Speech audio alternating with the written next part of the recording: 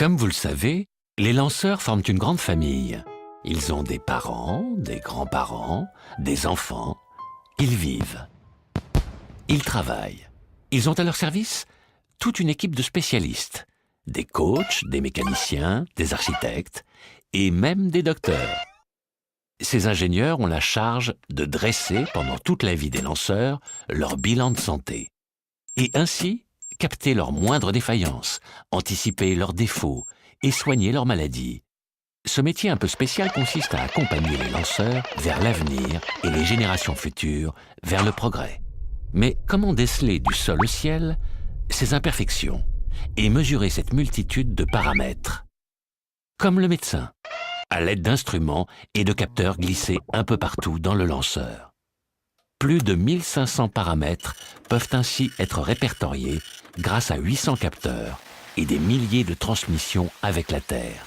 Altitude, vitesse, température, pression, rotation des turbines.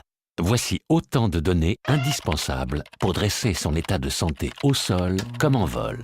Et les docteurs, les ingénieurs et les techniciens, ils interviennent quand alors? Certains diagnostics doivent être réalisés en temps réel, d'autres peuvent attendre quelques jours.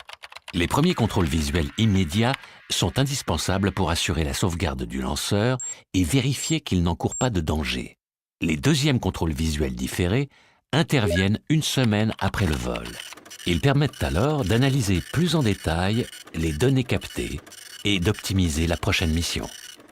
Dites-nous, Badr Rimli, ça fait beaucoup de paramètres. Mais sont-ils tous aussi importants les uns que les autres?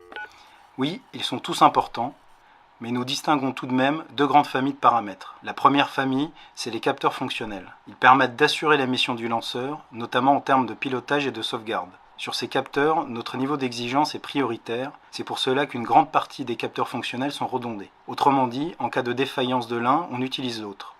La seconde famille, c'est les capteurs opérationnels. Ceux-là permettent de valider le domaine de qualification du lanceur. Les mesures qu'il renvoie ne sont pas vitales, mais évidemment très utiles, notamment pour les prochaines missions. Pour nous, il s'agit de rejouer et comprendre précisément le comportement du lanceur et de ses constituants. Merci, Badr Rimli. Ainsi, toutes ces données sont télétransmises sur Terre grâce à des ondes depuis le lanceur. Chaque seconde, selon sa trajectoire, de nouvelles stations équipées d'énormes paraboles accueillent les informations et les renvoient au personnel chargé des traitements et exploitations. Techniquement, il faut faire le tri, parce qu'il existe tellement de paramètres différents qu'il est impossible de tout traiter simultanément. Selon les phases du vol, des priorités sont ainsi accordées pour transmettre tout de même environ 100 000 prélèvements par seconde en début de mission. Au final, même si le lanceur n'a pas d'ailes, pas de jambes, pas de bras, il a tout de même besoin de l'attention des médecins de l'espace.